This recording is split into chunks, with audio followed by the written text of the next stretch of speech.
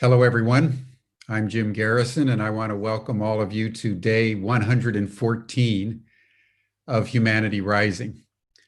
Humanity Rising is an initiative of Ubiquity University and over 300 partnering organizations from all over the world that arose in the midst of the pandemic that erupted into the world in late February, March.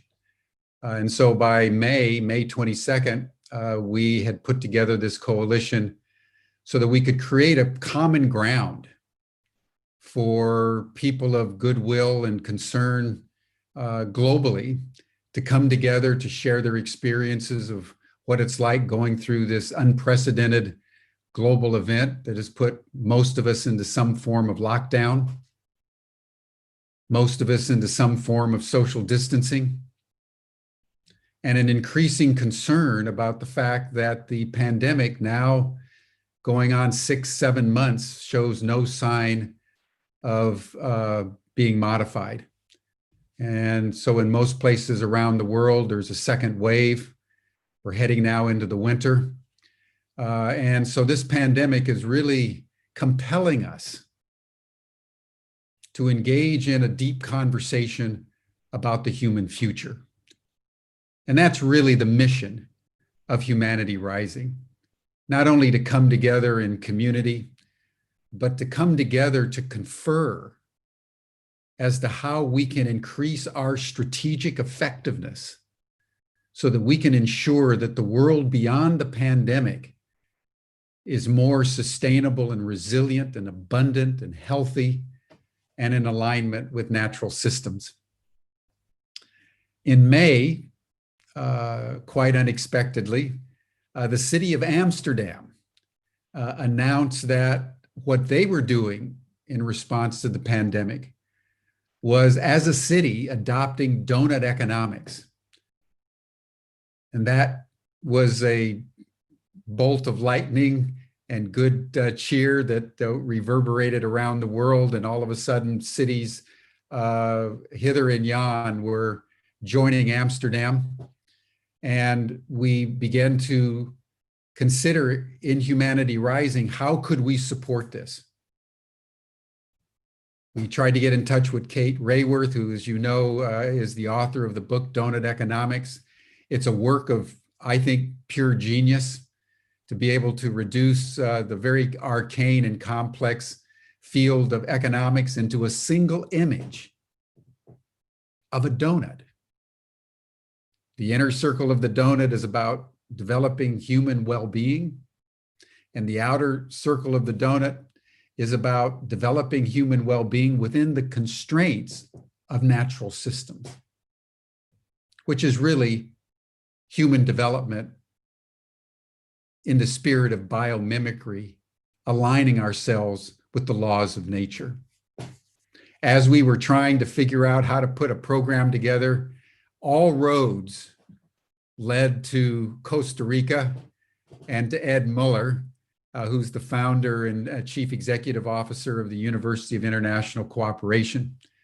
So in June, Ed and I met each other and began to confer, and Ed knew Kate and knew everyone that has been working in donut economics and regenerative economics, is a founding partner of Bounce Beyond.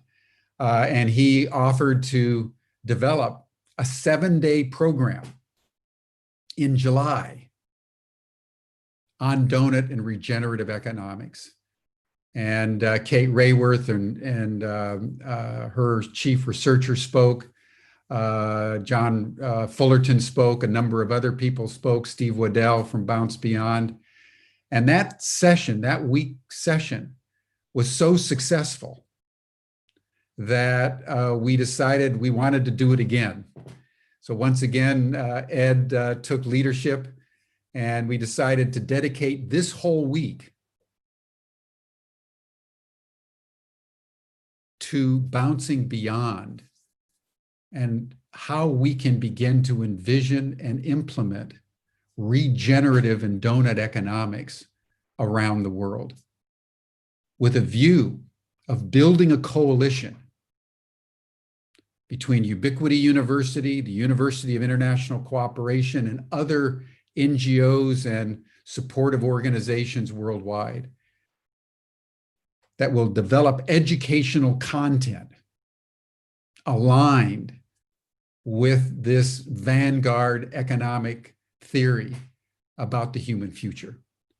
So, Ed, I want to thank you for everything that you've done to make all this possible. And I turn the program over to you with deep thanks for all that you've done for Humanity Rising.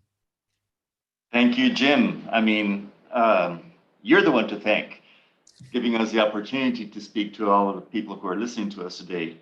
I think it's going to be an amazing journey. I'm going to share a few slides because I really want to be able to show what we're going to be doing over these few days and how it links to what we have been doing in the different bioregions and tying it also to our previous session from Humanity Rising, I think it was 63 to 69.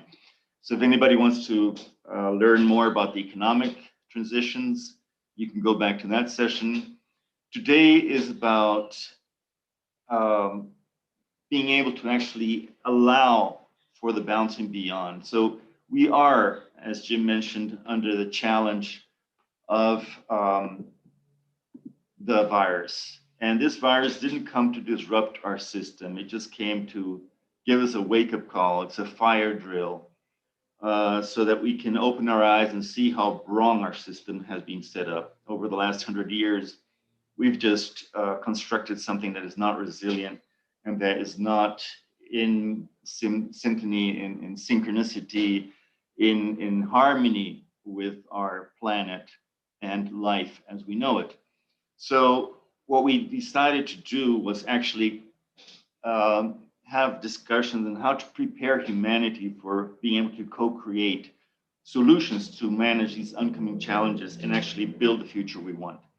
So we're going to be talking about how to bring in different perspectives into reinventing the education that is needed for all of us. This could be the last generation alive if we don't change our way of developing. So before I go in, I guess you all have a dream. And you probably all have thought of how your life will be in 20 years. If you haven't, you better do. It is important to know where to go. And we do have to look back to know where we're coming from. But right now, we really need to look forward. So are you prepared to live in the future? And how do you imagine that future? So is there enough certainty or are we full of uncertainty? And do we have to be very flexible to prepare to live in that future? Laudato Si, the Pope's encyclica, tells very clearly, Mother Earth, who sustains and governs us, cries out because of the harm we have inflicted on her by our irresponsible use and abuse of the goods. Also, we have come to see ourselves as her lords and masters entitled to plunder her at will. The violence present in our hearts, and that violence comes mainly from men in power. Men have designed this planet.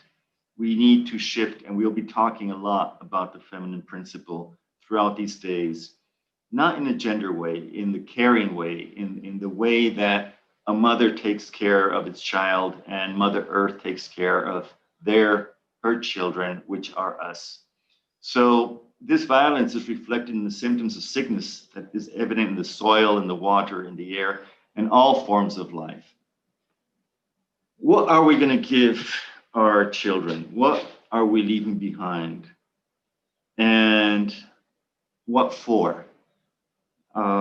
Did we actually satisfy our ego and destroy their future? Or are we ready to lose our ego and help build together, co-construct, co-create that future with them? Earth is our home, and humanity is part of this vast evolving universe. Earth, our home, is alive with a unique community of life. The forces of nature make existence a demanding and uncertain adventure. But Earth has provided the conditions essential to life's evolution.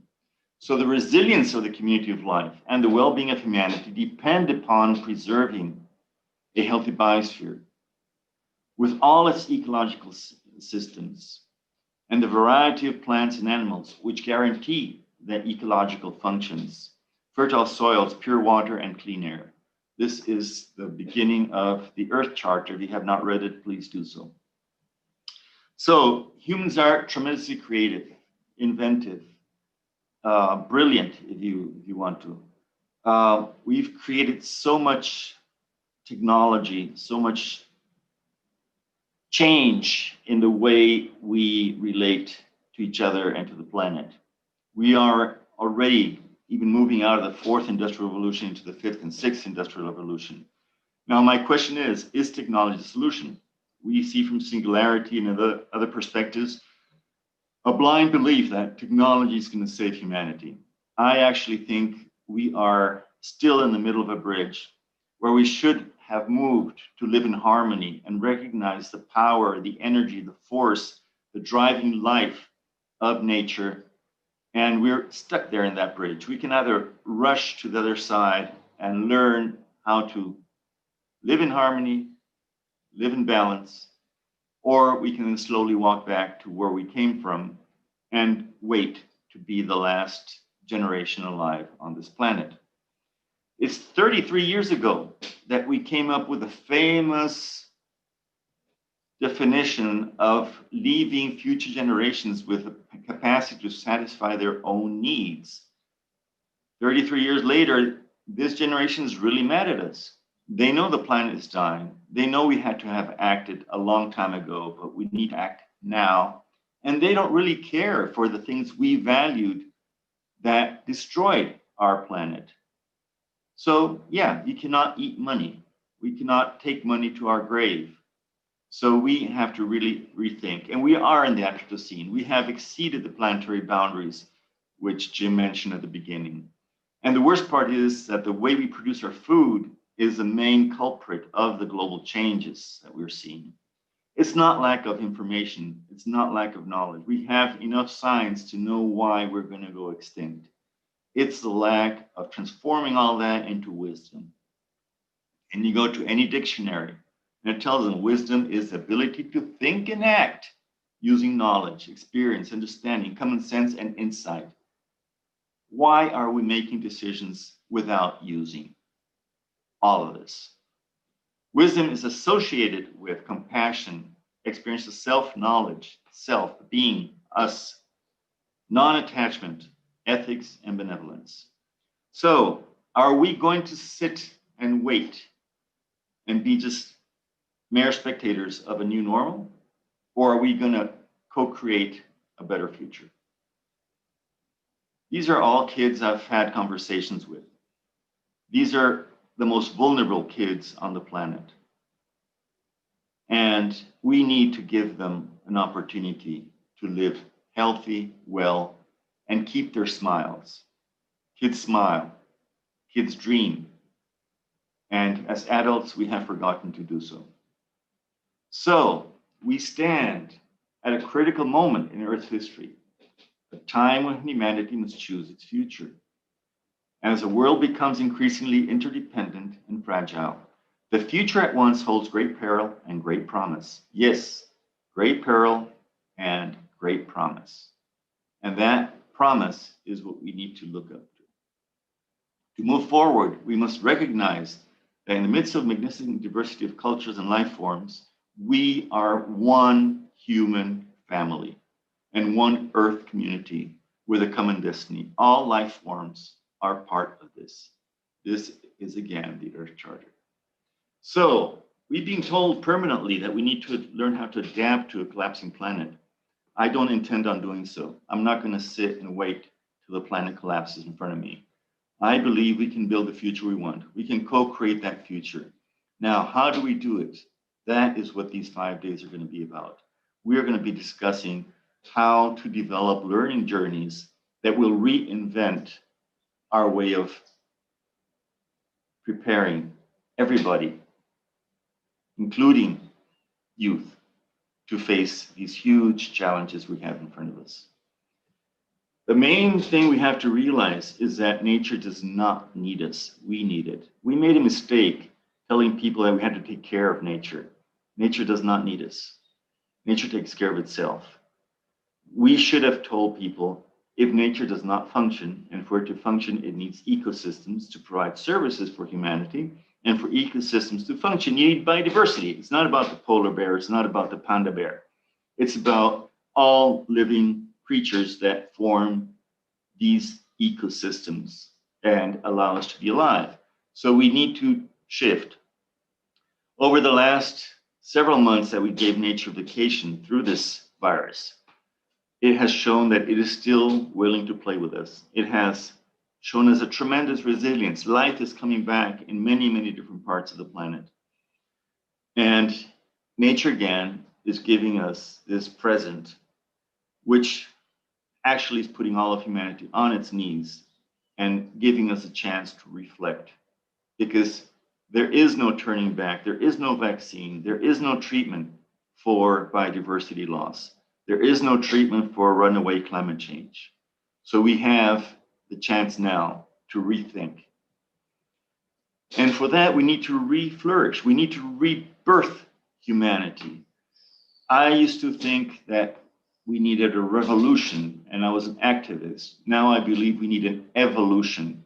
So we need to move from the ego society, the ego economy, where man and his masculinity is above, making the rules, the woman underneath, and all life forms at our feet, to a transition where some people are already in this transition, some organizations in this transition of the eco society, but that is not enough. We need to move into Seva, where humanity is in service of life on the planet.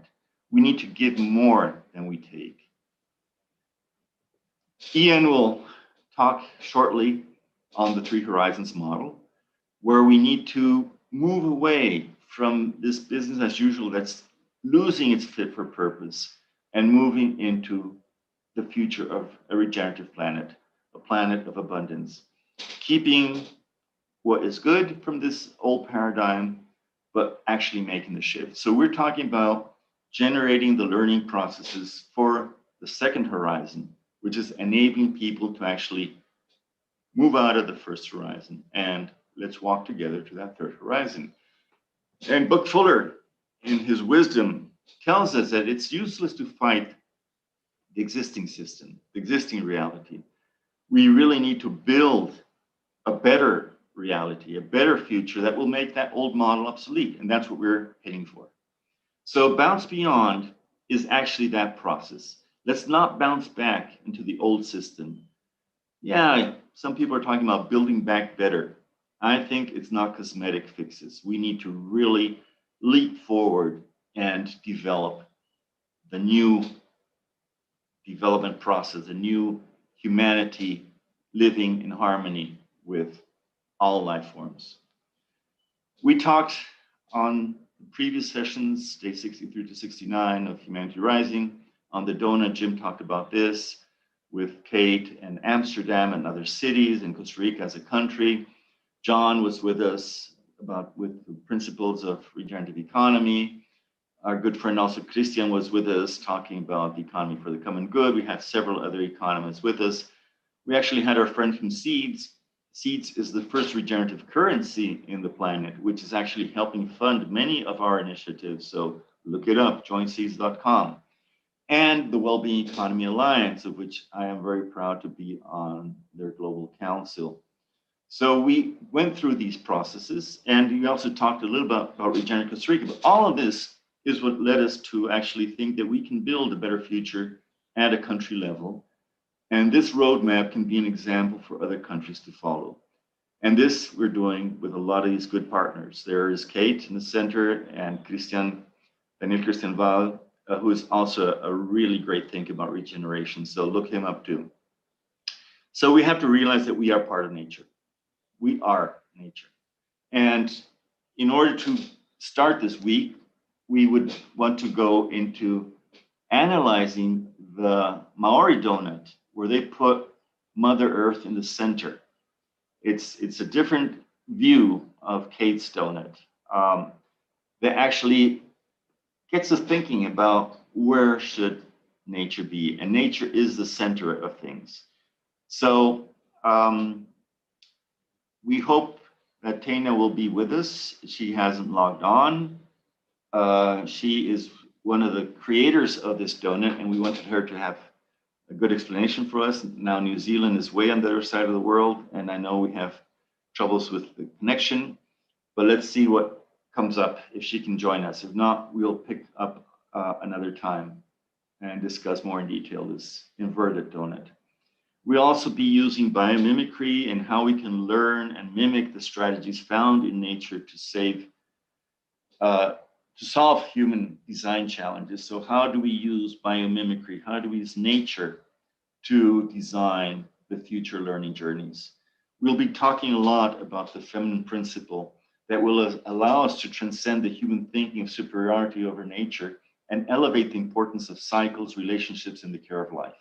This new and alternative way of understanding the world is more like a recovery of our bond with nature, a rebirth of the feminine principle. And you can read a lot of Leonardo Boff as he describes this caring, the feeling, the belonging to a greater whole that gives us the power to move on. So we hope to be able to go a step forward in redefining education for the future. So how do we learn to co-create the future we want? How do we allow the capacity to be there, to bounce beyond in new economies, to bounce beyond a new society? A lot of people don't even know what regeneration is. So a lot of this week is coming together, bring all the ideas together to see how we can develop this learning path based on ethics, based on respect, and transforming soft skills into critical skills. That is what people have to learn.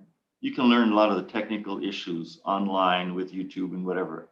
It is more complex to develop these true critical skills that youth needs to move forward. And it starts with us. It starts with me. It starts by working in ourselves to become better people and more responsible with all life forms around us. So we'll be discussing, and there's a lot already done on what we need to learn, how do we learn it, where do we learn it. I don't think classrooms will be viable. They're not viable now in the pandemic. I don't think they'll be viable in the future. We have to get rid of that teacher standing up and all the kids in line, listening to the same standard, being measured with the same ruler. So we really need to move to a different paradigm. And how do we prepare the professionals for the future? Now, not in 10 years. So they're facing uncertainty, they're facing permanent change, disruption, increasing social and political pressures, unrest. The whole system is falling apart, the political system, the economic system. So it is important to define what is important actually to learn. We need to move away from competition to collective learning, to co-creation. We need to have students learning with passion and with a deep spirituality, the mindfulness required to prepare for this huge challenge we have ahead of us.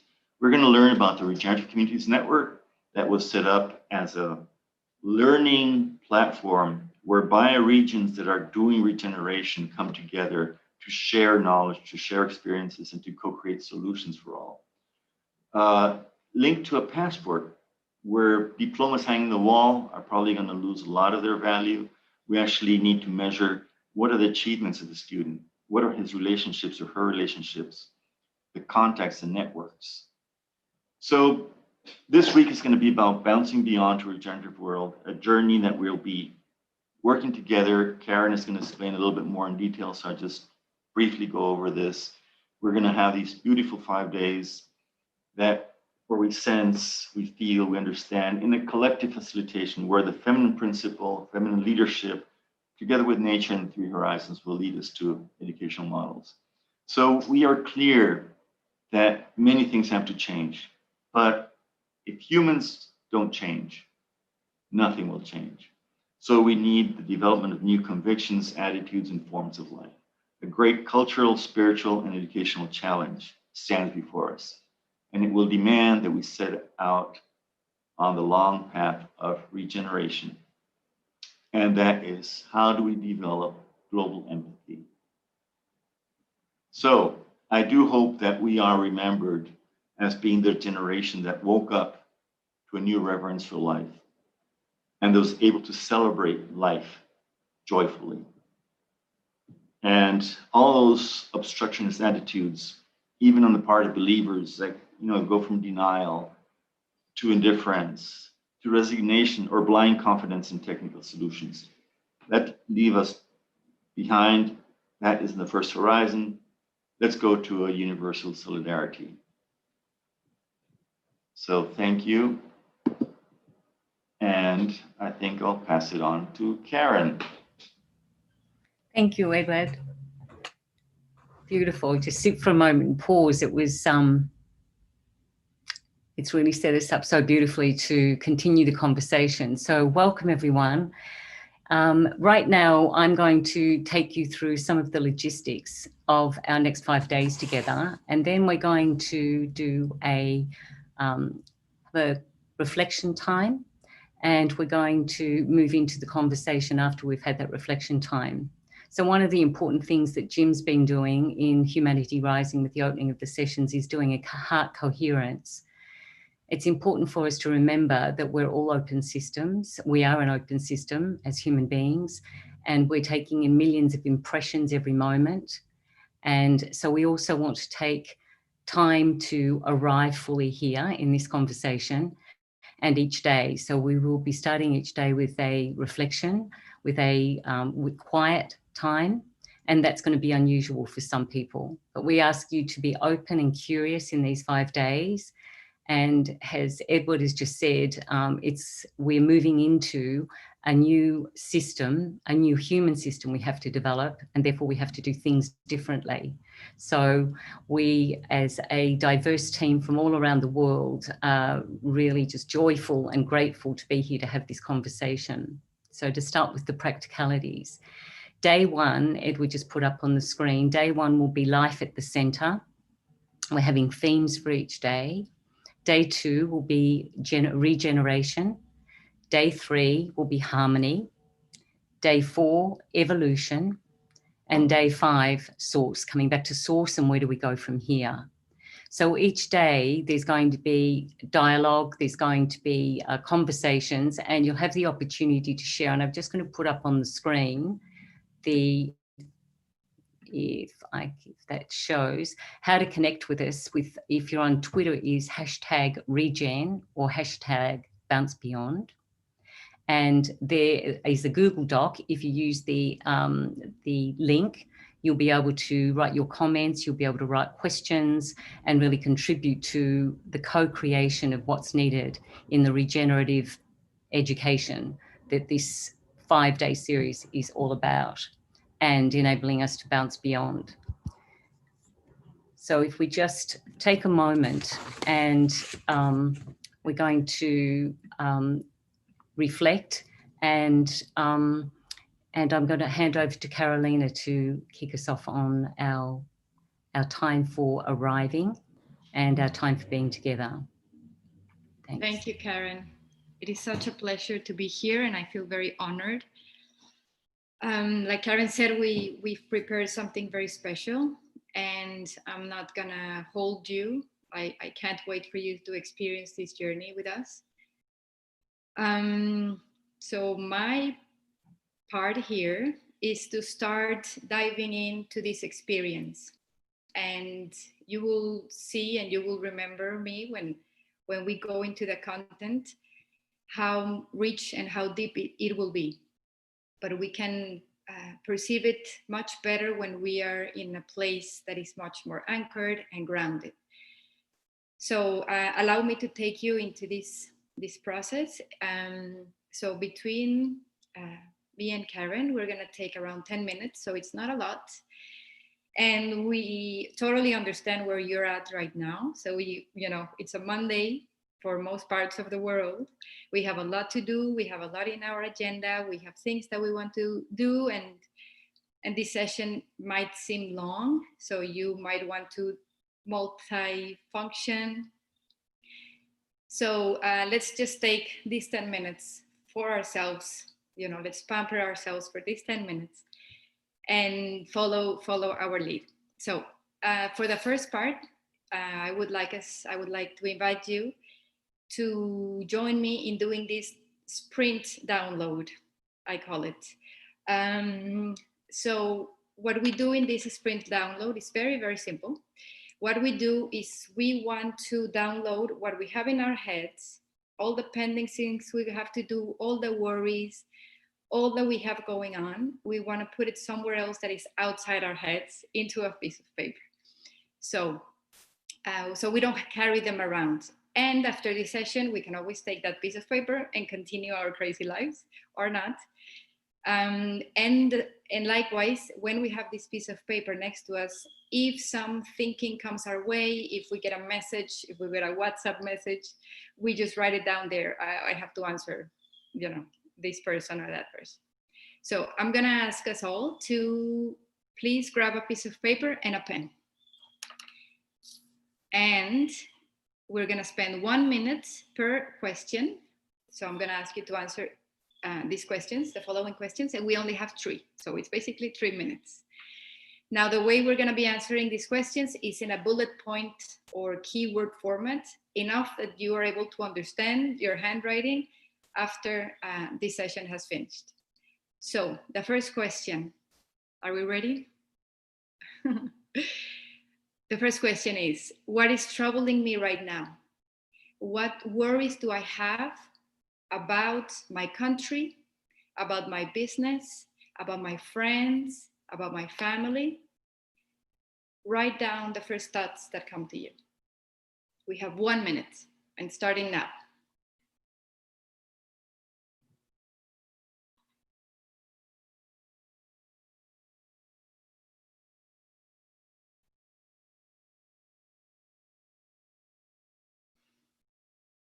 Let it flow. If you need more paper, that's also okay.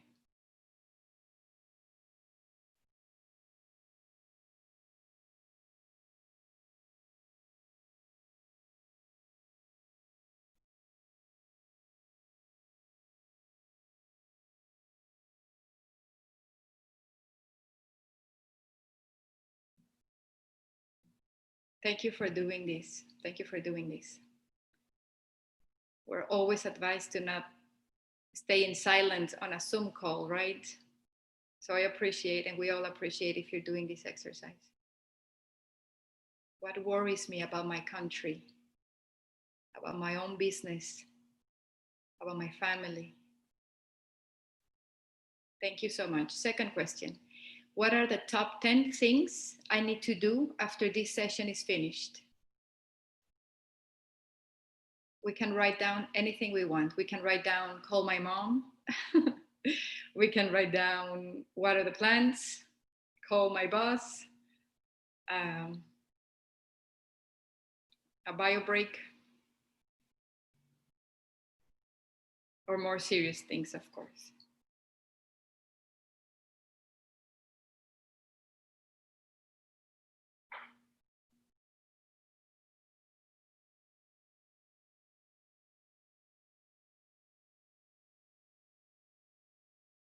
We have 20 more seconds. We're doing great.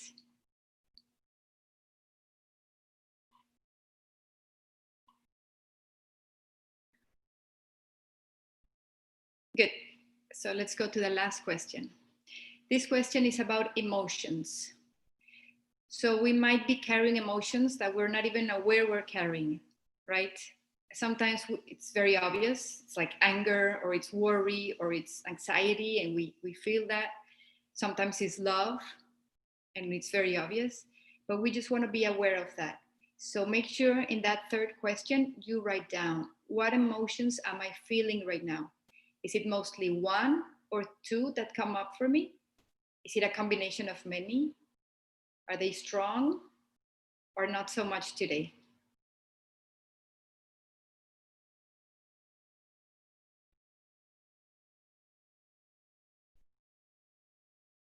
Some people find them in their chest. Some people find them in their body, in their back, in their shoulders, usually the shoulders, in their lower back, if we're sitting for too long. Some people find them in one specific space, in their left leg, for example. Great, good. So now what we're gonna do is we're gonna grab this piece of paper, we put it next to us, and thank you so much. Thank you so much. I truly respect and appreciate the time you have given us so far. But what is coming is even better. So my beautiful new friend, Karen, is gonna guide us through the next part of this activity. Thank you, Carolina. So I think it's so important that being able to put aside, because one of the things that we're noticing, especially in education, because that's our topic for this week, is that people are finding it more and more difficult to hold their attention to more than one thing at a time. We get distracted, we get disturbed, or we get attracted constantly by other things that are taking our attention, taking our energy, and not necessarily ending our days with a sense of fulfillment and accomplishment, but instead ending our days with a sense of scarcity and despair, because we haven't done what we wanted to get done, or we haven't accomplished what we set out to do. So it's really important that we hold this as something, as Carolina said, is something that we put to the side for now so we can focus on this conversation.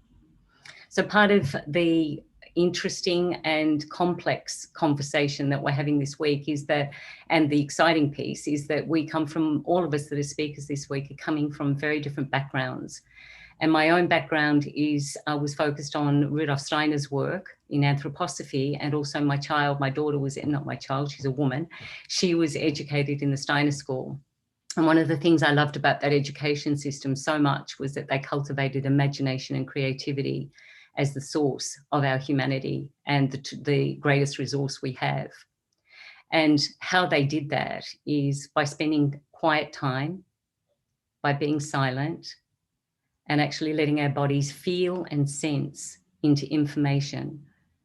And information that, or content that will come this week, whilst you can absorb it in the intellect, what we've sacrificed along our journeys in our old and traditional education systems is we've sacrificed the power of our intuition, our sensitivity, Edward mentioned earlier, our empathy, and our compassion for our planet, for each other.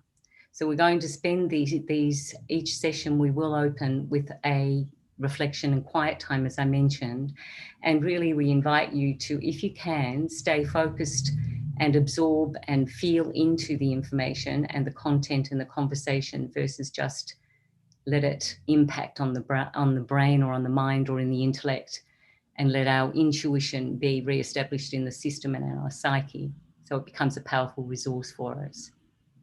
So if you'd be willing, and this is again risky because we're on a Zoom call and I know that it's you're in your own private space, but if you would be willing to take up my invitation, which is to sit back quietly and close your eyes and just listen for a moment and let the feeling and experience of my words really just penetrate into your system. So if you sit back and relax into the chair, feel your body, your back, your buttocks on the seat if you're sitting. If you're closing your eyes, you take out one of the senses, our sight, which can distract us or which can take us into the outside world versus the internal world, our internal world. And as you close your eyes, I want you, if you could, to start the top of the head, and we're just going to do a body scan, a check-in. So starting at the top of the head and moving down across the face, into the neck, into the shoulders. And just take a deep breath and just let them relax into the seat. Keeping alert. And then moving down the body into the solar plexus. But just before there, the lungs, our beautiful lungs that life breathes life into us through our lungs. Down into the belly, the legs, and all the way down to the floor to feel your feet on the ground. And as you feel your feet on the ground, imagine that you are deeply connecting to our Mother Earth, the source, our mother, who holds us, takes care of us, expects nothing in return, continually gives and provides, nourishes and nurtures. She protects us. And with all of the seasons, as we have seasons in our own life, we're reminded by her seasons that we need each of them to thrive. There is no spring without a winter. There is no summer without a spring. And as we connect the universe and everything to the universe and everything around us, we can harness that energy of Mother Earth, the place we call home and that we all share. And just for a moment, as you tap into Mother Earth energetically in your imagination, in your feeling, that connection, I want you to imagine and feel into the feminine principle of Mother Earth. And in our human psyche, the feminine principle exists in both women and men, but it has been controlled and crushed over time by the iron hand of patriarchal power systems that we have created, and almost invariably has demanded nothing less than the sacrifice of intuition at the altar of rigid logic, the suppression of gentleness for the sake of brute strength, and the compliance of women with the dominance of men across all sectors of society.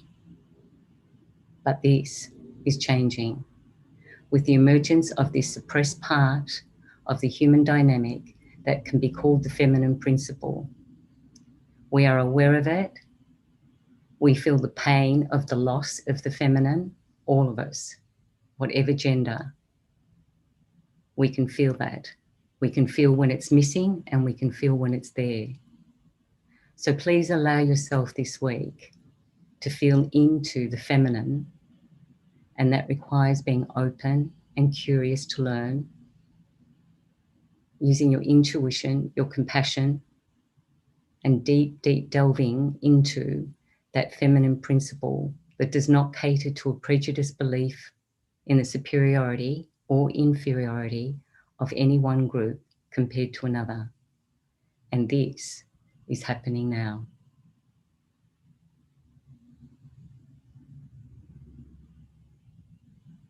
Thank you so much for being so patient, sitting quietly and reflecting. And when you're ready, open your eyes. I'd now like to pass over to my beautiful new friend, Raya Chandler, who's in New Zealand. And Raya, I don't think Tanya's arrived, but I'm going to hand over to you and you can lead us into the next conversation, which I think Edward will be with you in. So thank you, everyone. Thank you so much, Karen. And thank you so much, Carolina, for leading us through that exercise as well. What an absolute joy it is to be with everybody here today. It is an early morning for me in New Zealand. So good morning and haere mai. I am speaking today, filling in for Taina, who unfortunately cannot be with us at present. She may join us. So I would like to open this time at the moment with saying that, yeah, we will have a discussion on the Maori donut in the context that I know it, and Edward, where you feel you can supplement. Let's flow in discussion around it. I would like to say and to start with, I am incredibly blessed for having grown up in such a beautiful country as New Zealand. We take things for granted down here, I feel sometimes. By no means is our society perfect. There are many places around the world that struggle with the long-lasting impacts of colonialism and the separation of Indigenous communities and others. And in New Zealand, that is apparent, but at the same time, we are fortunate to have had Maori education integrated into our systems enough that even in my lifetime, as I have moved through the education systems, I am aware of the culture and the language and the spirituality that deeply is integrated into my way of life as well. With the Maori donut, it's an incredible piece of work, and it's unusual in the way that it flips the paradigm presented by Kate Rayworth, but it is so beautiful in the way that it encapsulates an Indigenous worldview. We are, as Edward so beautifully put at the beginning of this call, dependent upon Mother Earth, and we need her. She does not need us in the same way. And so to have this center being Mother Nature, in many ways, one could argue, makes more sense. It is a donut that really allows us to tap into this sacred kinship with the natural world. And it is something that the Maori innately understand, and they are teachers for all of us, no matter where we're from. There is a deep focus on integrating the wisdom of elders and ancestry into present life, and teaching tamariki children values that extend beyond the current education systems that so often are separated from this relationship with nature. Every place in the world has a unique set of cultural, social, and political dynamics that make up the essence of different areas. And in many ways, this donut, with having the natural world at the center as well, is beautifully capturing what regeneration is all about. It's this focus and respect for having this deep sense of place as the foundation for how we can best create new ways of being within society that actually make effective change. It is only by working with the specific dynamics of a given place that global transformation can truly be achieved at the level that it needs to be. Those are some introductory thoughts. Edward, I will now pass to you to continue the conversation in this time that we have. Thank you, Raya. It's so nice to have a young woman be part of this discussion. I think it was Jim who said last Friday that if he had one wish, one possibility of influencing would be to replace all politicians with females. And I think if we could replace all gray-haired or yellow-haired politicians with young females, we'd be in a different position. So we really need to embrace this feeling of caring. And one of the things I've learned over the last several decades of professional work, especially in discussing with these Indigenous communities, and all those kids I showed were from Indigenous communities, is that we are very arrogant as academics from the West. We believe we have the answers, but we don't know the questions. An elder from a tribe in Costa Rica, Indigenous population in Costa Rica, in a workshop, ended up by saying that we have two big issues, we as white people. One, that we consider ourselves separate from biodiversity, whereas we are part of biodiversity. And that is what I tried to convey this morning. And the other thing he said was that we have a big problem because we use conserve and use as two different words. In their language, it's only one word that joins conserve and use. And if you think of that, the power of that image, not separating conservation and use, that's where our root problem lies in our Western science, which is reductionist, which is shaping universities to be in departments that don't dialogue with each other. And we need holistic approaches. And I think the inverted donut gets us to think on that holistic approach, which Kate actually managed to do in an infogram. I mean, an infograph that brings planetary boundaries with society into one image, and you can compare countries. Now, the diving deeper into the Maori donut, it actually opens up new channels of thought. And that's why I wanted to have it at the beginning of our week. So we actually have the capacity to think upside down. Our educational system has to be reinvented, but we need to do it from looking at the future and not looking at the past. The reason our educational system is what it is because they needed people to work in factories.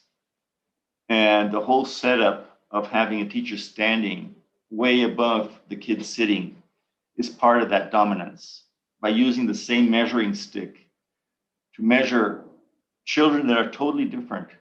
You cannot measure a child that likes music by his ability to memorize history. So the standard methods are part of the problem we have in our educational system.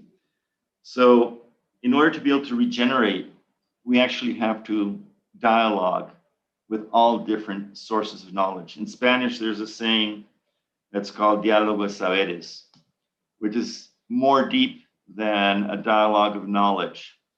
There again, our difficulty to even have the correct words in our Western languages. But that dialogue of knowledge, actually beyond knowledge, has allowed me to open up my mind to really understand that we need to put nature, Mother Earth, at the center.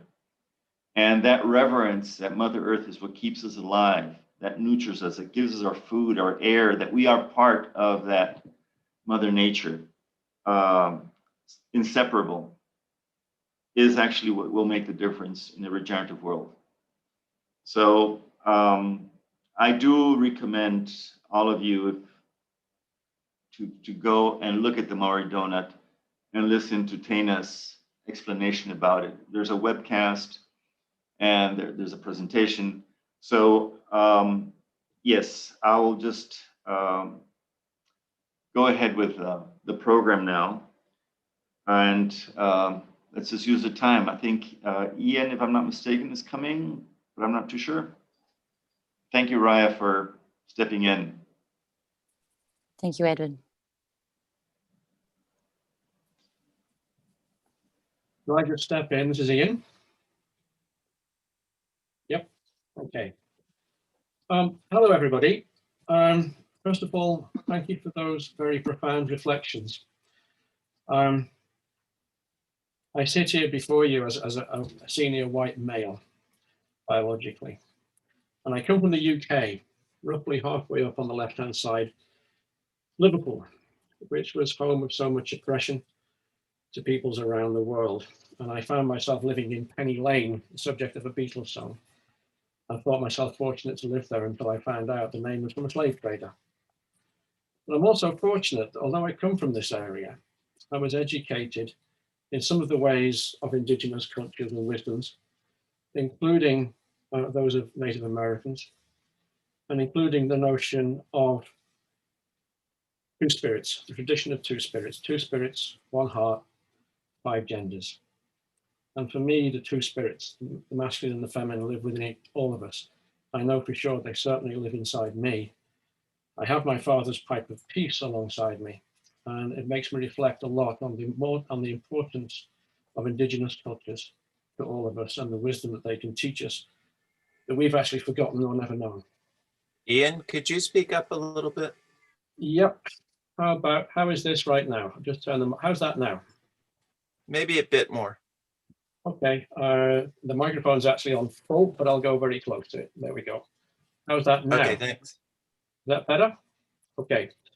Now I'm here to talk about the era of next economies, which sounds rather discordant with all that's gone before. But I want us to think about the meaning of the word economy. Eco is from oikos in Greek, which means home, and nomi means manage. So economy is to do with managing our home. And ecology is to do with studying our home. And those two things should really be combined. Ecology and economy should be put together. We study our environment, our home, so that we can manage it better and our relationship with it. What I'd like to do in this session right now is to talk through two things. One is actually what is Bounce Beyond? What is it? Where does it come from? How does it function? What does it do? And then I'm going to look at three horizons, which you may or may not be familiar with already. And that's a way of generating what we call future consciousness, which seems so very important for us right now. So let's sort of move on. The first thing about Bounce Beyond is that it's an invitation. It's an invitation to everybody here. It's an invitation to everybody on the planet, which is to co-create a shift in our economic paradigm, our overall way of doing things, the overall pattern about how we go about things. And it has its current corrosive value and power structures. Away from that, the one that supports the flourishing of all life. That's the invitation. What is Bounce Beyond? It's a global community of practitioners that individually and collectively have deep transformation expertise and leaders. Just give me a moment. Just been given a nudge. I need to show you that. Okay. I'm hopeful that is now sharing okay for you. So there's the invitation to co-create a shift in our economic paradigm, this current corrosive value and power structures, to one that supports the flourishing of all life. And Bounce Beyond, what it is a global community of practitioners that collectively and individually have deep transformations expertise and are leaders in developing these next economies.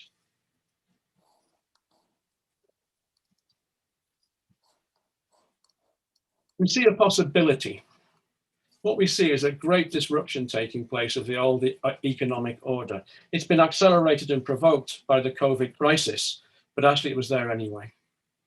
And the next economies are now rising, these things which we're calling next economies.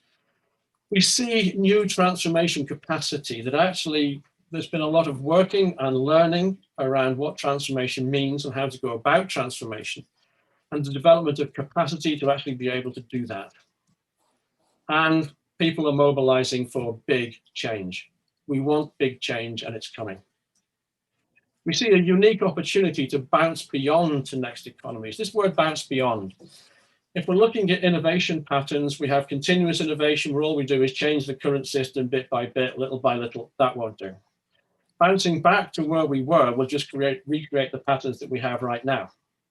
And if we just bounce forward, we'll move forward a little bit. We believe we need to bounce beyond into new ways of thinking, new ways of doing things, new ways of acting together. I'm going to work through what those new ways actually look like. We see, first of all, a rich world of next economies that are emerging. Here are some of them already. Here's fair trade, imperative 21, catalyst 2030, donut, regenerative economies, circular economies, and so on.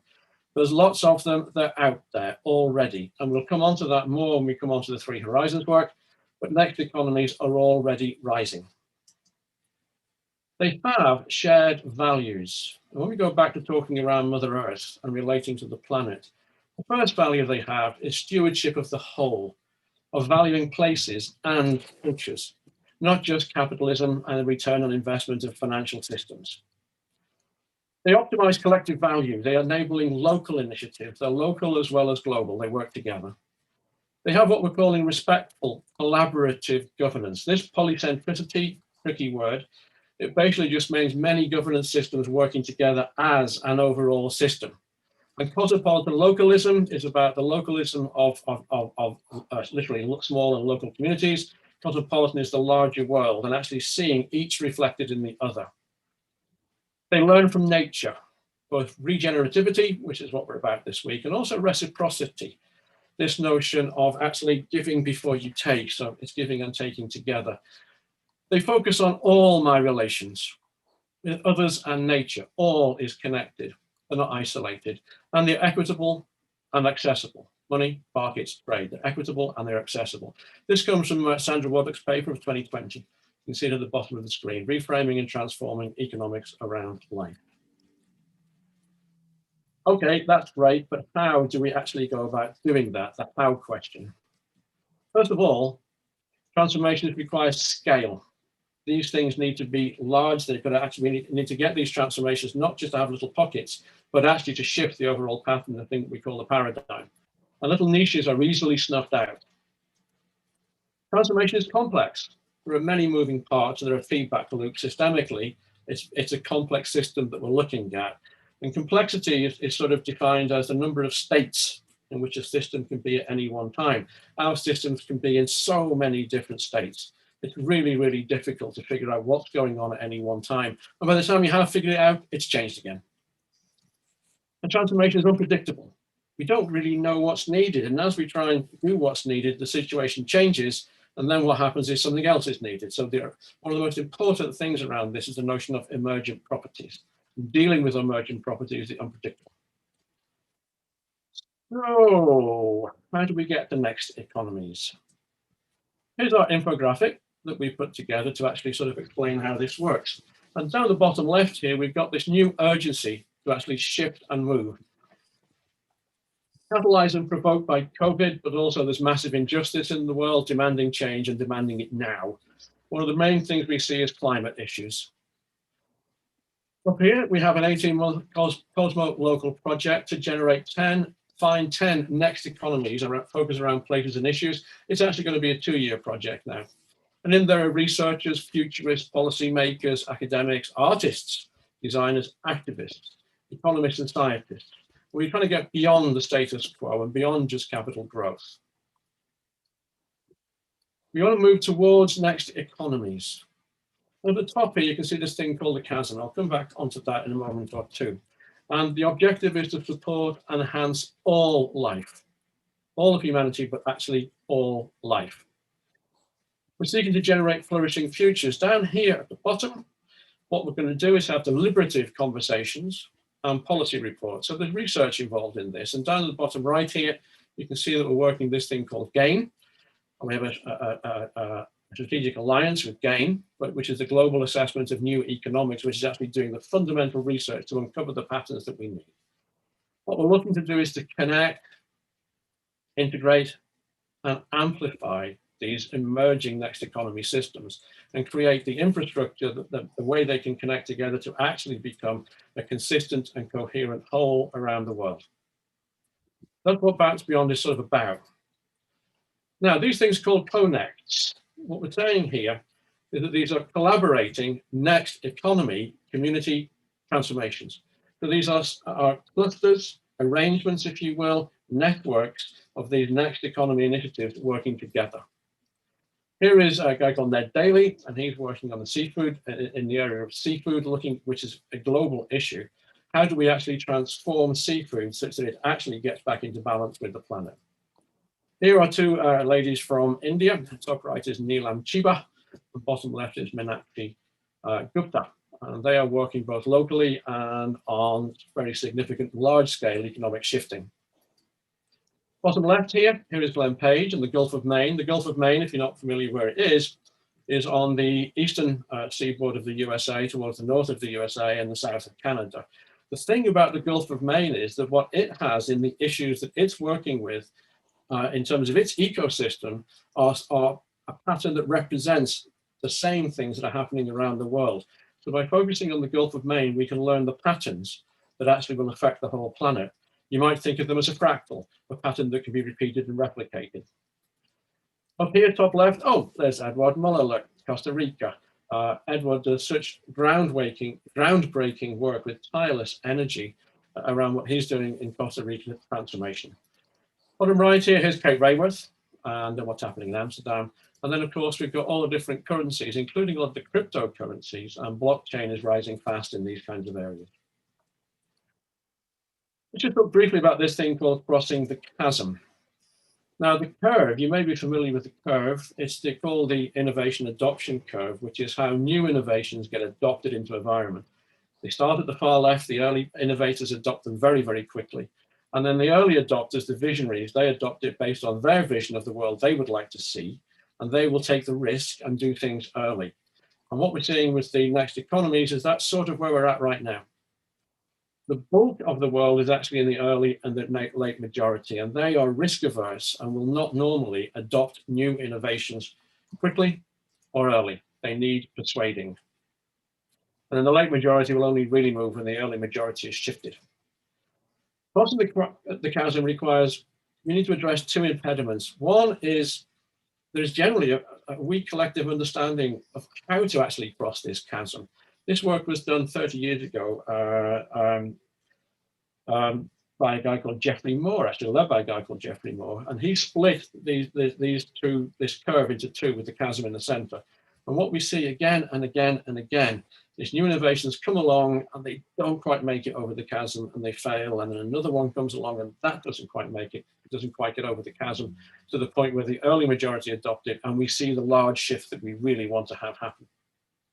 There's a lack of coherence and effort to work collaboratively at scale. If we are to enable these next economies to cross the chasm, to get to the early majority and to become our new paradigm, then actually helping these next economies work together is going to be really important for us.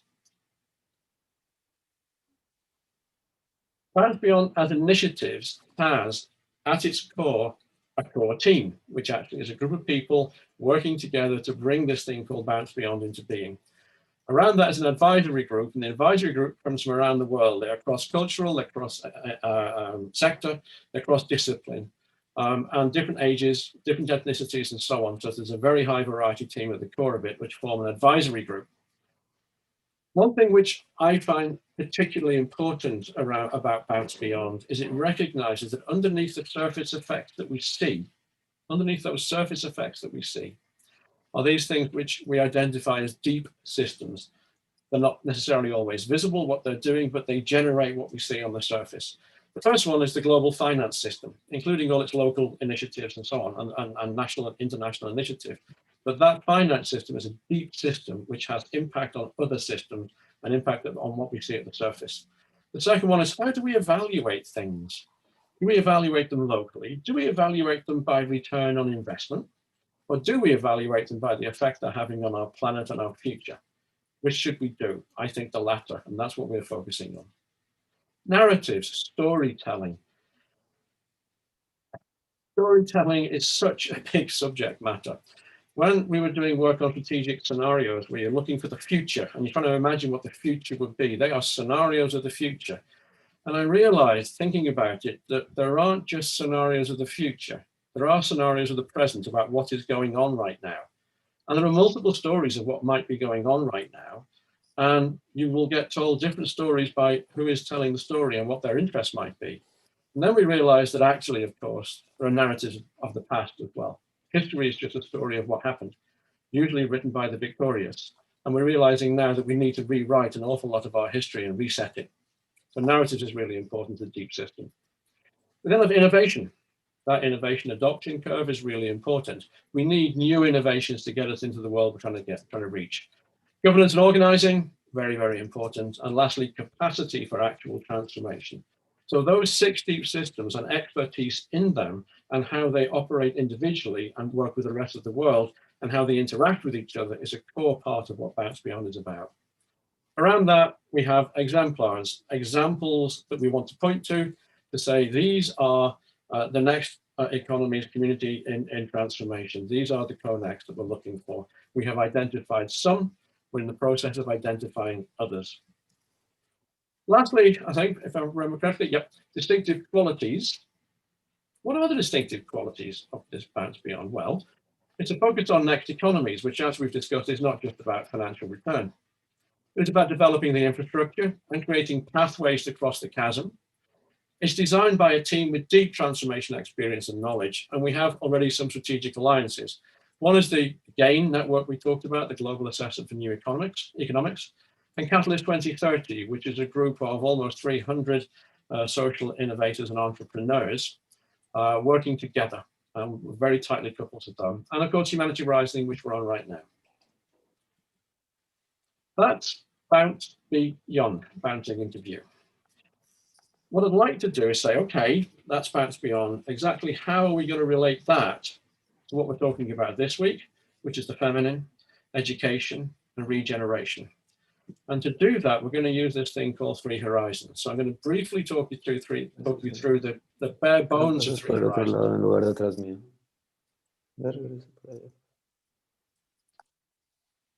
Shifting to education and the feminine, we need to figure out how to collaborate properly, fully, and with co-creation.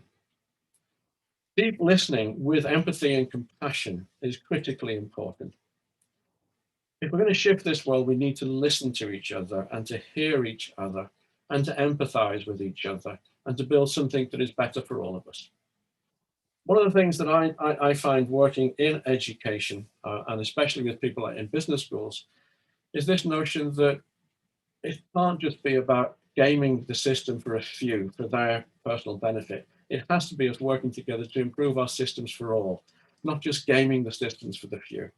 A natural systems approach is biomimicry, where we actually look and learn from nature and look at the patterns. I love the expression that there's nothing special about our brain. It's just had 5 billion years of unlimited research and development. Maybe we should try and learn from that. We need to work with complexity and the uncertainty it generates. Uncertainty comes from complexity, and our world gets more and more and more complex. We're learning to work with complexity, not necessarily harnessing it, but trying to understand it and be prepared for it seems really important. Healing. We need a lot of healing in our world. Karen has touched on the notions of different ways of knowing and indigenous wisdom, critically important. In my culture, we're taught one way of knowing, and we forget that education comes from educare. It is to draw out, it is not to push in.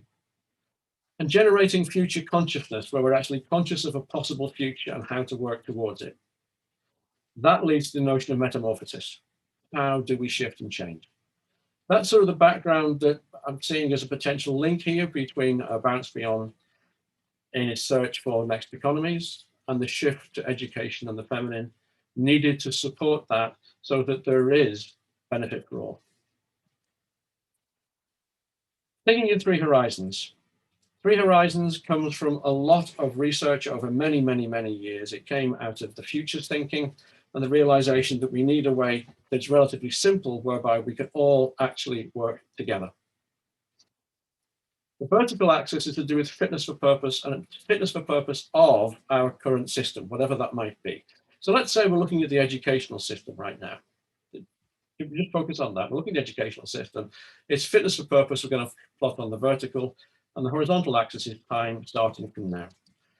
This is Horizon 1 that says actually it's losing its fitness for purpose, and in many areas it's lost its fitness for purpose, and in many respects the world we have is a product of what we have been taught to produce, and shifting that is really important. It's fading over time. At the same time, we've got this thing called Horizon 3. Yeah, there's a Horizon 2 missing, but I'm going to come on to that very quickly. This is the world as we would like it to be. Now, as we would like it to be is not necessarily the same as other people would like it to be. This is our third horizon, the way us in this community that's online right now would like to see education to help us get to this third horizon we'd like to all live in the future. The timeline might be, say, 10 years. That's the world we're trying to shift from and to. Yep, the second horizon is the transformative journey between those two worlds. What I'd like you, even at this early stage, to look at and see is that actually these three horizons coexist all the time. They are all present now. So if we look, what we will see is that there are elements of the third horizon that are present now. They may be small, they may be fragile, they may be under threat, they may need funding, they may need growing, they may need resourcing, but they are there. Similarly, the Horizon 2 initiatives, the transformation initiatives, are also present. So as we go through this, bear that in mind. This is not a sequential Horizon 1, Horizon 2, Horizon 3. They are always all present. The thing about Horizon 2 initiatives, which are the transformational initiatives, which help us shift to the third horizon that we'd like to get to, is that some of them become Horizon 2 minus. They are the initiatives that we're trying to transform that actually get captured by Horizon 1 and used to extend Horizon 1's life. What we really want to have happen is Horizon 2 plus, which are the transformational initiatives that will lead us to that third horizon we're trying to get to. The way we illustrate what a Horizon 2 initiative looks like is this, with twin strands of DNA. The first strand is that of the first horizon. There's a feeling here that often that what we want to do is to get rid of the third horizon, sack it, just tear it to pieces, tear it down. What we've learned over the years is that actually in any first horizon, it's our heritage, and actually there are things that we need to keep in the educational system. There are things that even as we move forward, we want to keep safe because they're actually rather important. Similarly, however, the third horizon DNA is also present. And that messy space in the middle, that Horizon 2 transformation initiative, is where those two strands mix together to actually generate the transformation we seek. Here's a map of what a third horizon looks like. So at the top here, when we respond, when we do a survey with folks or we work together, we generate questions around the three horizons.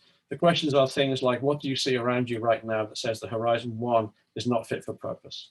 What do you see around you right now that Horizon 1 is getting worse? What do you see around you right now that says, actually, there are things about Horizon 1 we need to keep? Horizon 3, what does it look like when we've succeeded and Horizon 3 is working? What does that world look and feel like? What do you see around you right now? And how is that maintaining itself so that as we go into the future, it is continuously adapting and changing? And Horizon 2, what do you see around you right now that actually there are initiatives already underway that are enabling this transformation? And you can see down here, if I can see where my cursor is, look, here's some Horizon 2 initiatives present right now. And what initiatives do we need to start? So Horizon 3 horizons map looks something like this.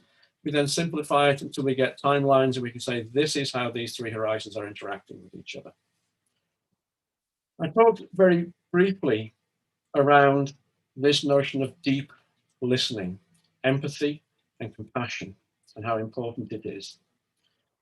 In the three horizons work we do, we have three voices: the voice of Horizon 1, the voice of Horizon 2, the voice of Horizon 3.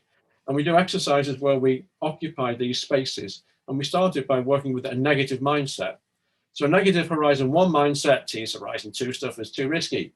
And Horizon 3 stuff is irrelevant. Come on, you're never going to get there, you're dreaming. Meanwhile, negative Horizon 2 looks back at Horizon 1 and says, you're just obstructive and stopping us making progress. And Horizon 3, you folks are impractical. You've got these great pipe dreams that we're never ever going to get there. And Horizon 3 looks back at Horizon 1 and says, you guys are just dinosaurs. You're the problem. You're extinct. Go away. And look at Horizon 2 and says, I'm sorry, you're full of compromises. We have a pure view of what we want Horizon 3 to be. So if you have an exercise like that, you start by advocating the view of Horizon 1 when you're not really Horizon 1 person, but you actually advocate it. What happens is you start to say, actually, bits of this make sense. Yeah, there are bits of this Horizon 1. These folks have kept the lights on. They have fed us, actually. And they have given us schools and healthcare. They've done that kind of stuff. We don't like the way they've done it, but they have actually done it. You start to get empathy and compassion. Now you switch it and let's go into a positive mindset. Positive mindset now. Horizon 1, in a positive mindset, realizes that actually they've got to shift and change, but they don't actually know how to. We don't know how to do that. That's not what we do. We're good at running the system. We're not good at changing it. Look to Horizon 2 for ideas and look to Horizon 3 for hope. Horizon 2 looks back at Horizon 1 and sees support. That's Horizon 1's got the resources. Maybe if Horizon 1 can provide us with resources and we can help them shift, we can work together. Horizon 2 looking at Horizon 3 says, Horizon 3 is inspiration for me because they've done more thinking about the future than I have. I'm so busy trying to get this stuff to transform in the middle that actually Horizon 3 is an ally for us. It's an inspiration for us, I should say. Horizon 3, believe it or not, looks back at Horizon 1 and says, that's our heritage. That's actually where we all came from. Yeah, we need to shift it, but let's do that positively. And Horizon 3 sees Horizon 2 as an ally. So that's one of the things we do. That's a very brief flash through Three Horizons. There's a lot more to it, but this is the kind of work that we can do. I'll finish with this slide here. This slide here. This is done by a visual facilitator called Karina from Boulder. And she painted this. It's a butterfly, of course, going through the stage of metamorphosis, which I had on the slide about what we need to learn. This quote is from Ralph Waldo Emerson.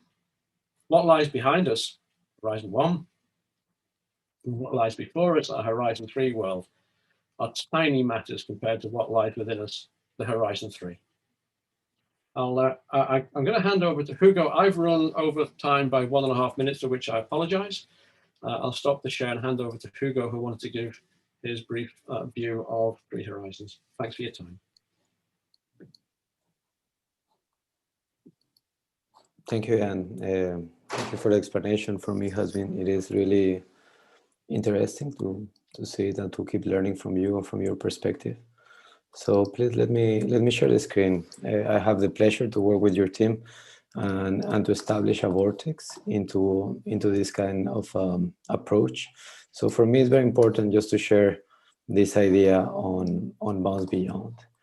So Bounce Beyond is looking into the new economies, and these new next economies, which are also new, are around well-being economics, donut economics, ecological economics, regenerative capitalism, and environmental economics. But the thing that struck me the most is also that you have a lot of clarity in which economic narrative you need to shift, and that you also need to shift the systemic finance. So actually, you are already talking about systemic finance. And this game, it's about integration, coherence, and amplification. And you have it clear that is by sector, place-based, and using these deep systems. And just getting back to what you presented at the end and trying to add value to your closing, Ian, when I think about the monarch butterflies, I like to think about them as an evolutionary process as well. And I always wonder if in these evolutionary processes, they were always caterpillars or they were always caterpillars and butterflies. Because as far as I know, this living process from the birth is also reflecting our evolutionary process. So it seems that at some point they were just caterpillars and then they got wings to fly. So this metamorphosis, I think, is really appealing to me as a biomimic and also as an evolutionary pattern that I would like to get to know a little bit more. It's just an open question. And thank you a lot for the opportunity. So Melina, is it your part on? Yeah. Thank you, Hugo. And thank you for bringing the how to get to this metamorphosis. Because actually what we are all trying to say is that we really need to be more like nature.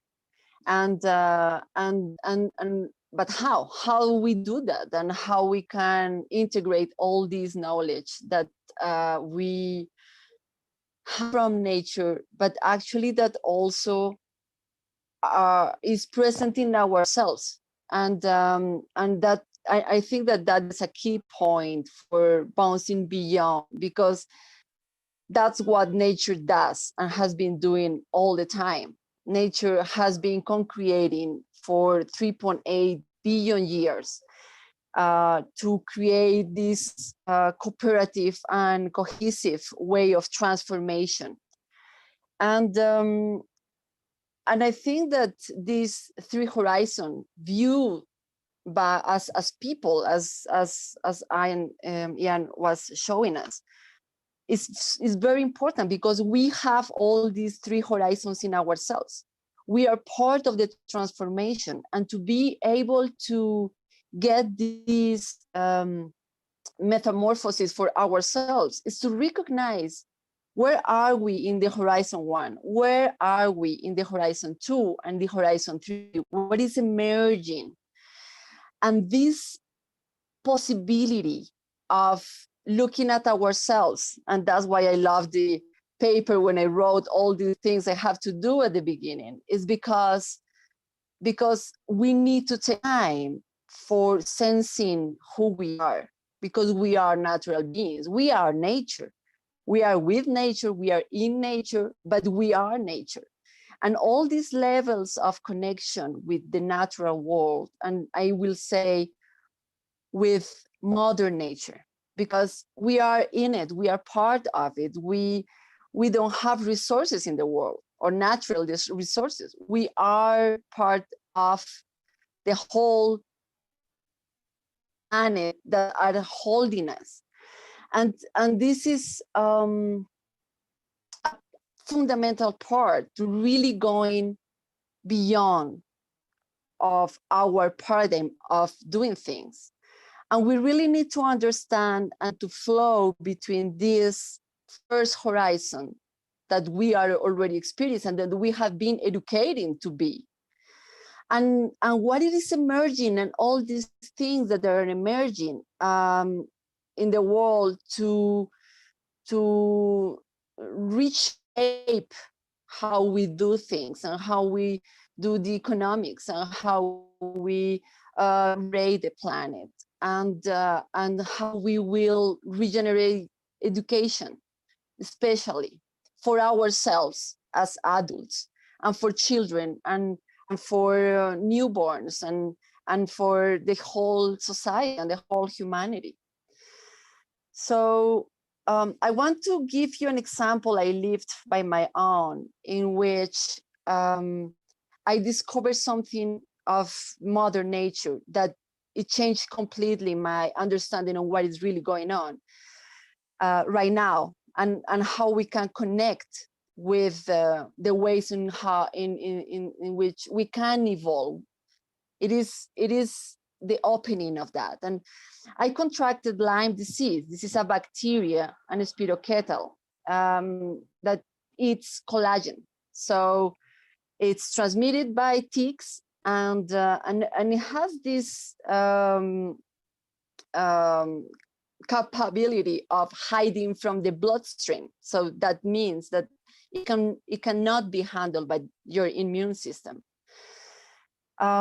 So I contracted it. I had the lucky to have the sign that I did, and I had gathered my tick, so I was able to prove that, to test it, and then I was looking into how I can heal myself, how I can heal from Lyme, and I discovered in my search on herbs and plants that they can help me to heal, that it was this weed, this invasive weed, knotweed, it's called,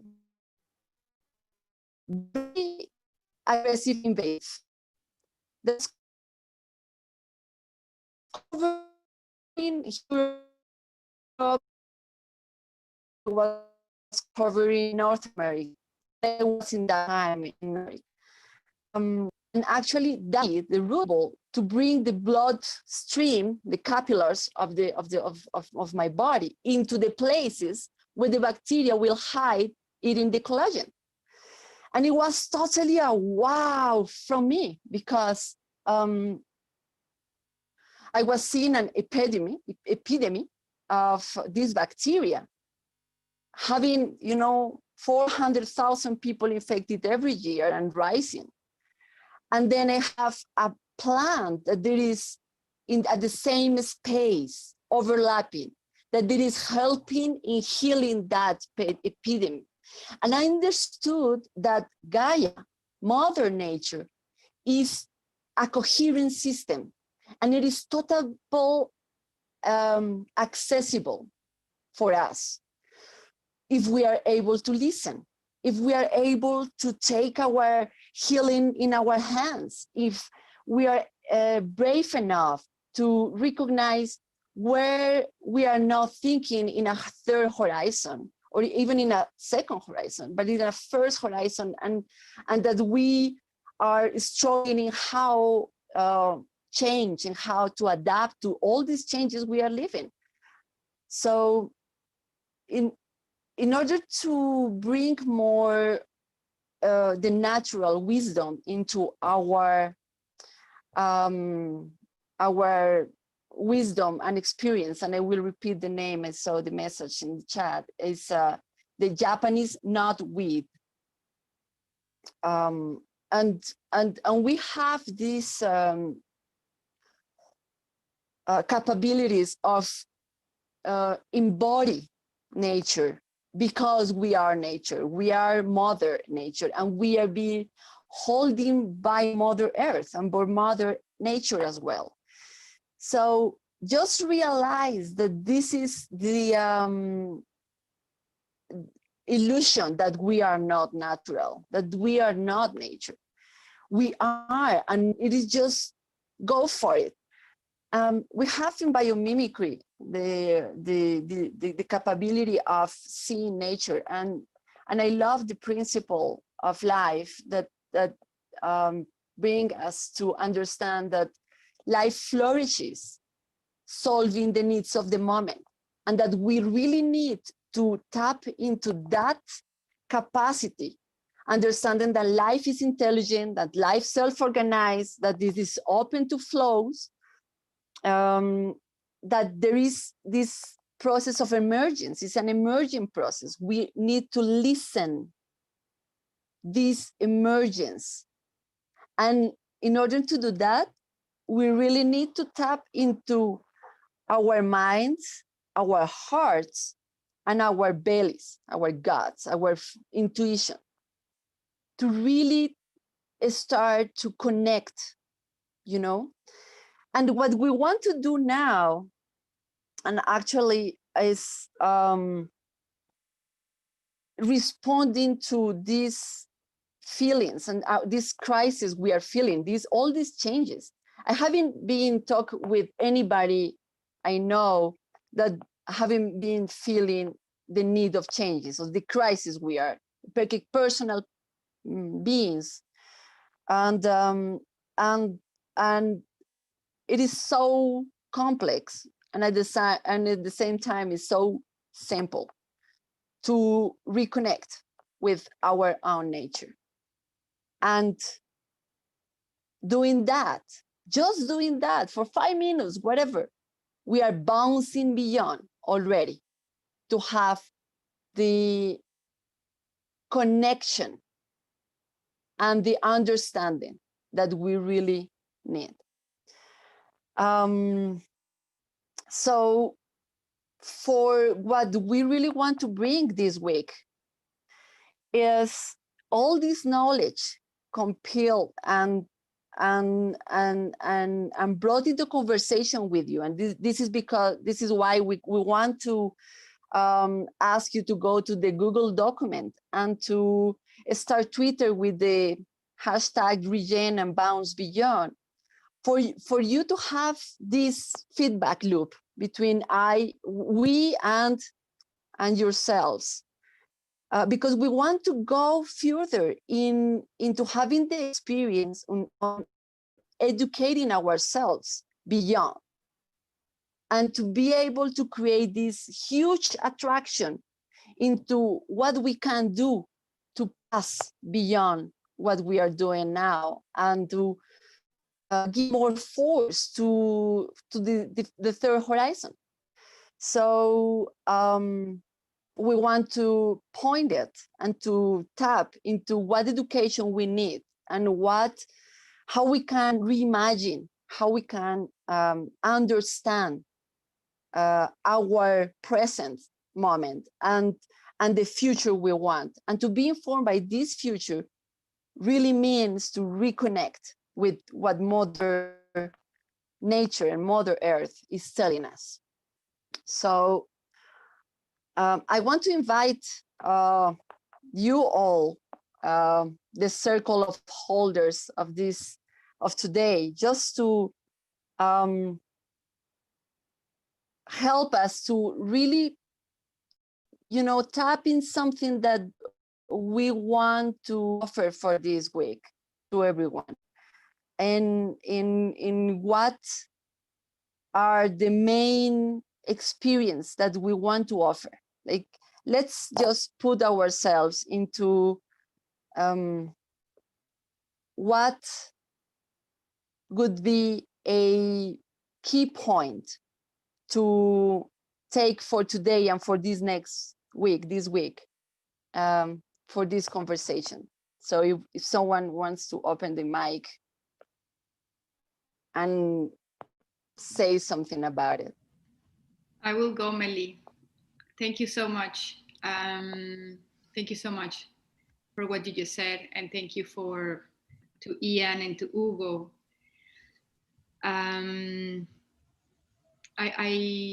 To me, and then I'm gonna let the rest of us speak. But to me, how I see my intention throughout this week is to be able to, for us to open a new perspective into what an economy that is informed and inspired by nature looks like, and how it is already emerging and it's already out there. There is enough science, there are enough studies, there are enough indexes that talk about this, that talk about how businesses that are informed and that listen to nature perform better, and that bring abundance in so many ways, including financial abundance. And we have the same with economy. So I cannot wait for us to witness this emergence and to see what else is going to be beyond. Feeling very excited over here. Thanks, Carolina and Melina. I'm going to follow because in thinking about this week, I think another huge door that needs to open is education. Education has a role that is fundamental in our society. And if we want to shift towards a new horizon, the third horizon, we need to shift education, because education is the basis that's building the blocks needed to shift the mindsets. And education not only as schools or universities, but education as our capacity to have learning experiences throughout all our lives that build our capacity to thrive and to move towards a new perspective. So my intent is to really understand and connect and build a global idea of what that type of education needs to emerge and how it should emerge as quick as possible in order so we can shift. Thanks. Thanks, Luis. I'm going to go next. Melina, I want to build on what you were speaking about, and also Luis and Carolina. For me, what's important is that most of us, when we want to be renewed or restored or rebuild ourselves, we find a place in nature and we either lie down or we sit by a tree or we reflect in that quiet sanctuary at sacred space. And I think for me, this week is part of the education that you spoke of, Luis, and your story, Melina, is that healing is critical. And in my education, I was certainly not taught. I was taught to go to my mother for healing, and we do go to Mother Earth. But then I found out how to heal myself, how to flourish myself, how to regenerate, how to take care of myself. And going back to the plants, Melina, I think part of the education for me and part of this week is how do we heal ourselves, restore ourselves, and build radical resilience like Mother Nature does. When life systems are threatened, it's their knock-on effect is to re-emerge stronger. And it's not about the old stoic resilience. For me this week, it's healing, and it's how to building radical resilience to have the capacity to walk into and grow, as Ian said, and move into the third horizon. Thank you.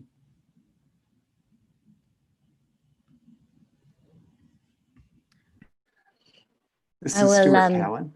Oh, sorry, Stuart. Feel free to go here. This is Stuart Cowan, and I'm really delighted to be with you this week as we imagine a pathway to a regenerative world and sensing in to the emerging field that will get us there. What are those beautiful seeds of possibility that we can map and connect and nurture whether they're in the realm of education or economics. How can we honor and nurture those possibilities? So I look forward to that unfolding journey with all of you this week. That was perfect to follow on from, Stuart. I will mention mine.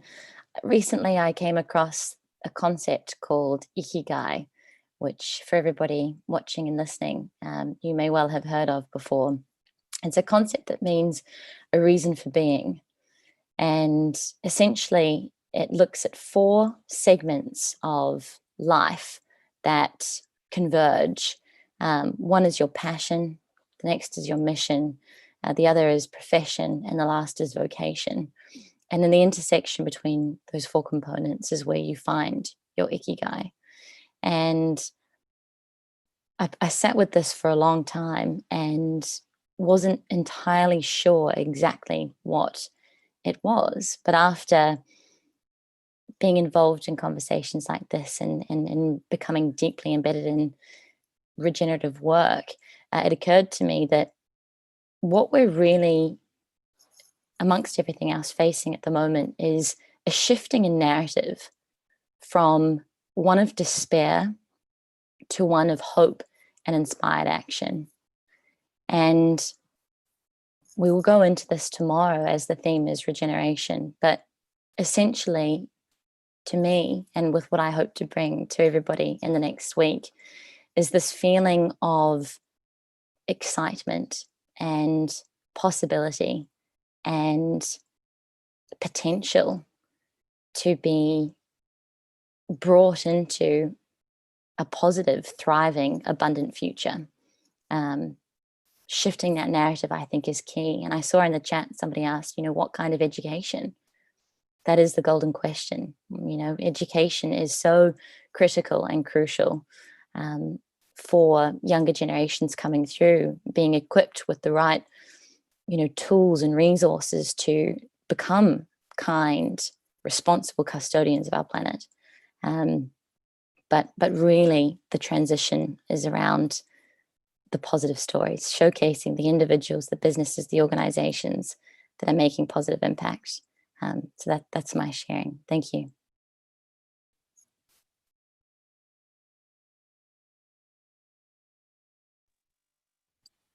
Perhaps, this is Ian, perhaps I might pick up from something you just said, Brian, which has been resonating with me, this notion of hope.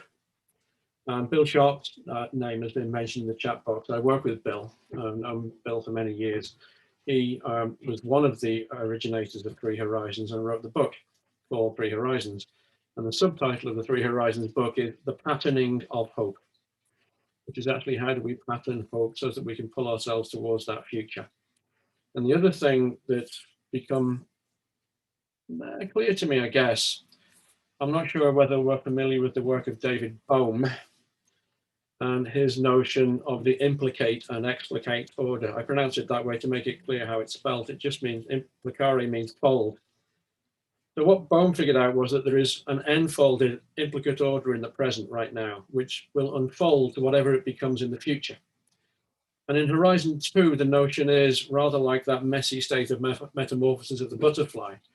That third horizon is present and will unfold. And the question is, how do we actually help it unfold and encourage it in a positive way to unfold, to sort of nurture it and ride its unfolding to its explicate that we'd like to become. The other thing, the emergence, the theory of emergence, there's something I often say when talking about emergence is that it's to do with the interaction of elements of a system, and what comes out of that is the emergent property, is when things interact, what comes out is different to the things itself.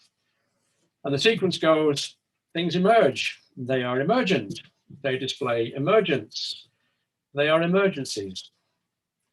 That's what emergencies can be. A negative emergent property becomes an emergency. And how do we actually help things emerge that are positive emergencies rather than the negative emergencies? So these things for me is what this week is about. It's about diving into that, especially in the area of biomimicry. What can we really learn from nature about that? And there's just an unlimited amount that we can learn from nature about that.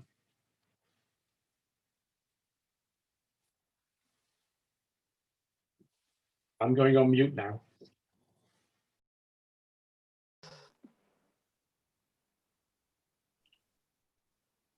Ugo, you were going to say something?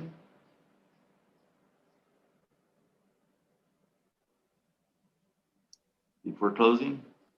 Yeah, yeah, for sure. Well, if it's about the vortex, yes. Then let me share with you what I think is part of the summary of the conversation that emerged that emerged today from here. So what I see here is that well, we're focusing in Bounds Beyond in the Three Horizons model, and that this model is really trying to shift education, and this is where we all converge. So we've been mentioning Western civilization, but also indigenous knowledge. And I think they are both masculine and feminine. And we keep talking like this about our community. So for example, our community, it is linked with all of them in general. So I think we need to make it to be acknowledged of this. And we kept calling nature, life at the center, and Mother Earth. And it seems that we are talking about the same thing. And this same thing, or this same living being, it's reflected some principles from biology that were mentioned by Melina. So open to flows, self-healing, and self-organized. But also something very important went around narratives. So there are some narratives that are divided in different, the same concept in different topics, but there are also narratives that are more around indigenous knowledge, for example. And right now, economics, it's kind of not giving a positive input to indigenous knowledge. But that's why we also need to change the financial part. So if we see around this, most of them is around narratives. But the big question is, what is the narrative about myself that I need to change?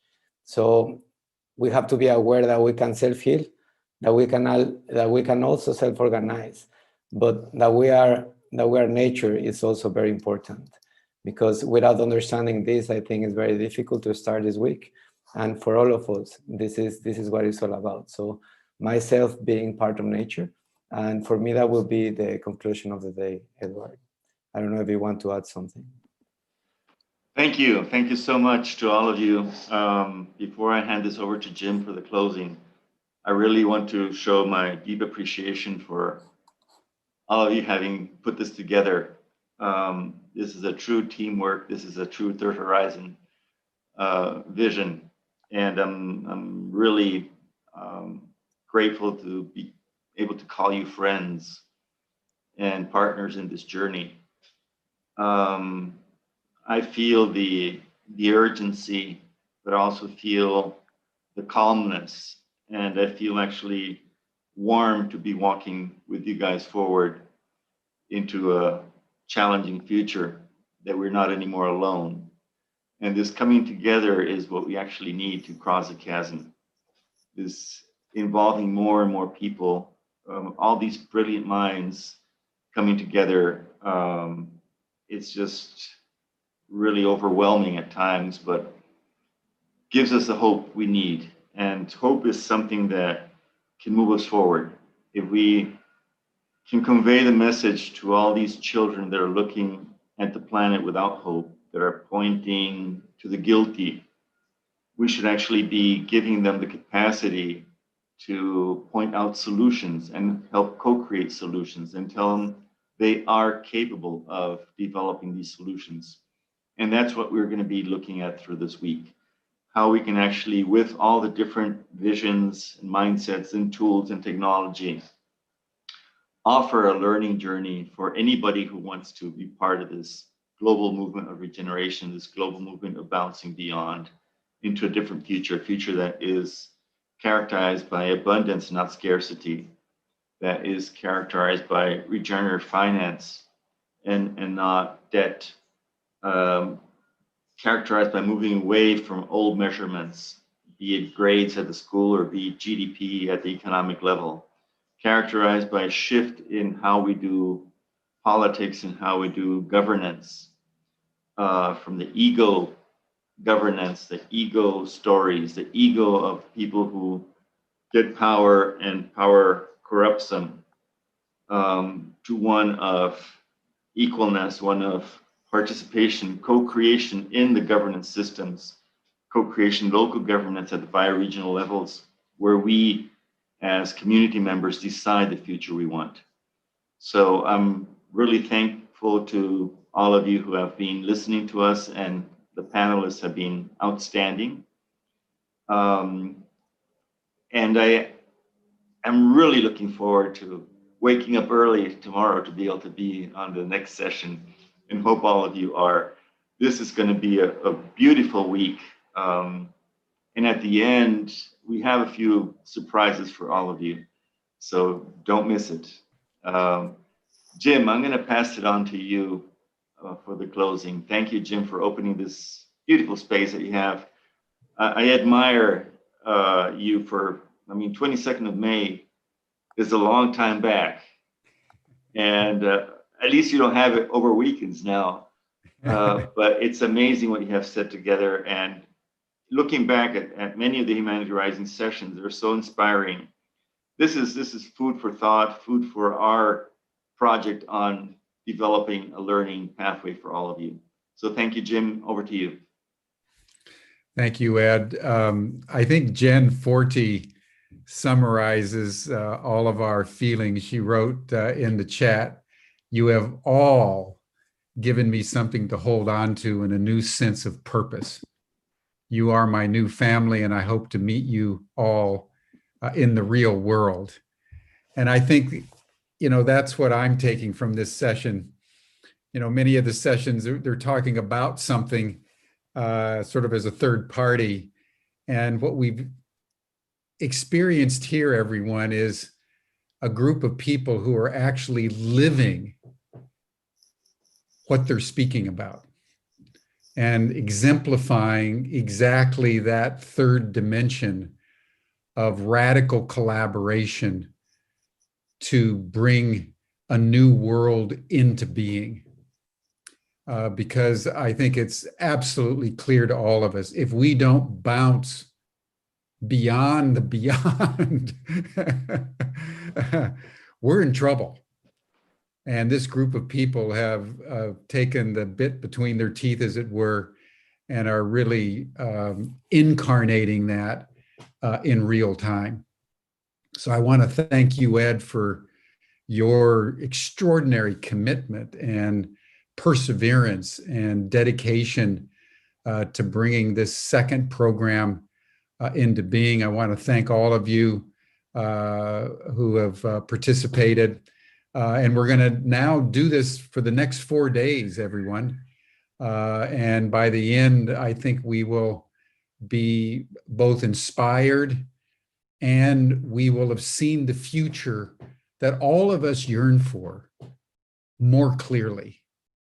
And it's the truth that sets us free. And the truth about where humanity now needs to go is getting abundantly clear. And this program is seeking to describe it in such a way so that it becomes palpable, it becomes graspable, and thereby it becomes livable. And that's the inspiration that we need. So the theme for tomorrow will be on the whole domain of regeneration. And we will take the conversation forward. There will be some of the group that you witnessed today that will be here tomorrow. There will be new faces as we continue to manifest what the future can be for all of us. So thank you, everyone. We'll see you again tomorrow. And for those of you who want to enjoy an after session every day now, is just an initiative that people in the chat have taken. There's an after session for people to debrief. So if those of you who are even on this panel want to join that session, Stan, you can put up the link for the, there we go, this to the chat people and panelists for gathering in a Zoom meeting after this, just to debrief and to say hi and get to know each other That's part of how Humanity Rising is continuing to evolve. So thank you, everyone. We'll see you tomorrow, 5:00 p.m. Central European Time. Bye from Humanity Rising.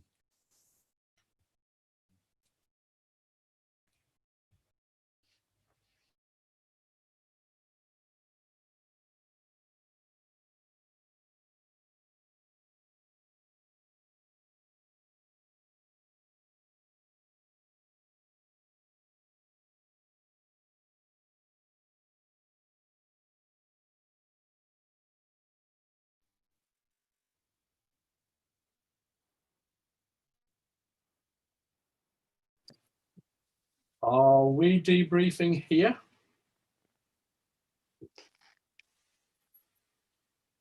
Do we know? I think that we can't.